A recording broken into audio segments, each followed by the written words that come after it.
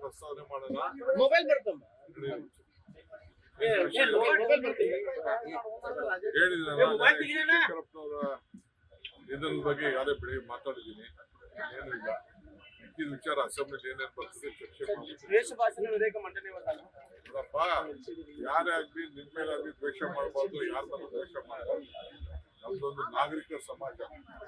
ನಾಗರಿಕ ಸಮಾಜದಲ್ಲಿ ನಾವೆಲ್ಲ ನಮ್ಮ ಇರ್ತಾ ಇಟ್ಕೊಂಡು ಯಾರು ಕೂಡ ದ್ವೇಷ ಮಾಡಿ ಗಲಾಟೆ ಮಾಡಿ ಕಾನೂನು ಸುವ್ಯವಸ್ಥೆ ಹಾಳು ಮಾಡಬಾರ್ದು. ಆ ದೃಷ್ಟಿಯಿಂದ ಇವತ್ತು ಈ ಕಾನೂನನ್ನು ತೆಗೆದುಕೊಂಡು ಬಂದಿದ್ದೇವೆ. ರಾಜ್ಯಕ್ಕೆ ಒಳ್ಳೆಯದು, ಸಮಾಜಕ್ಕೆ ಒಳ್ಳೆಯದು. ನಮ್ಮ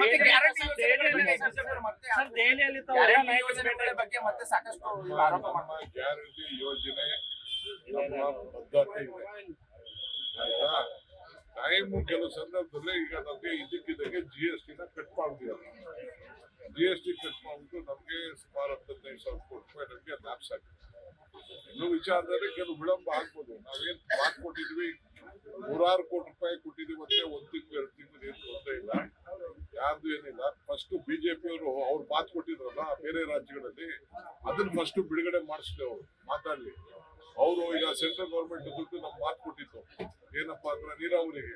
ಇಲ್ಲ ಇವತ್ತವ್ರಿಗೆ ಹೇಳ್ಕೊಟ್ಟವ್ರೆ. ಮಾದಾಯಿಗೆ ಯಾಕೆ ಗಲಾಟೆ ಮಾಡ್ತಾ ಇಲ್ಲ, ಮಾದಾಯಿಗೆ ಗಲಾಟೆ ಮಾಡ್ತಾ ಇಲ್ಲ.